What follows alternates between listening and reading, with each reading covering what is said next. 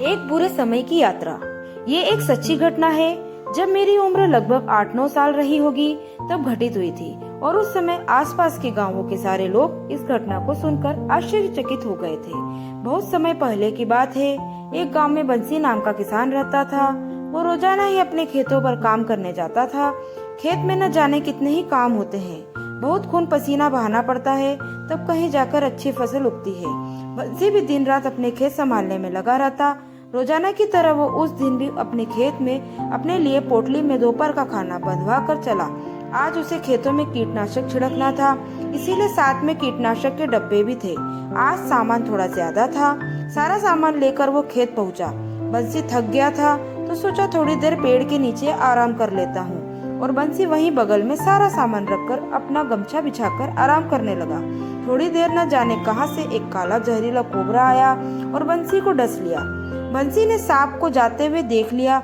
उसने फौरन अपने पैर में कपड़ा बांधा कि जहर और कहीं जगह फैल न पाए, और हंसी से गहरा चीरा लगाकर खून को बहने दिया। खून तो बह गया, लेकिन अब बंसी को मधोशी छाने लगी। जहर ने अपना असर शुरू कर दिया था। अब बंसी को कुछ नहीं सूझ रहा था। घर भी कम से कम 200-300 कोस दूर था। अब उसकी नजर कीटनाशक पर पड़ी।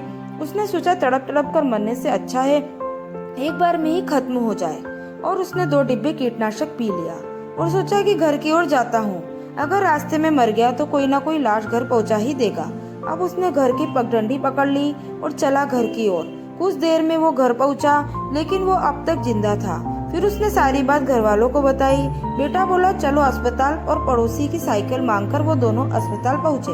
पीछे पीछे घर वाले और आस पड़ोस वाले भी पहुँच गए। डॉक्टर ने देखा तो मरीज की हालत बिल्कुल ठीक थी। उसके शरीर में जहर होने के कोई लक्षण नहीं दिख रहे थे। फिर डॉक्टर ने बंसी से कहा कि मुझे शुरू से सारी बात बताओ। बंसी ने सब कह सुनाया।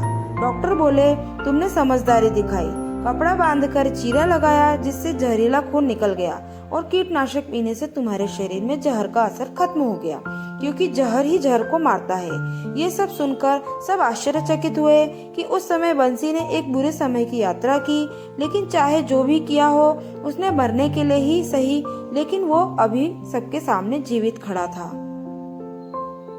अगर आपको मेरी ये कहानी अच्छी लगी हो तो मेरे चैनल को लाइक एंड सब्सक्राइब कर लीजिएगा। धन्यवाद।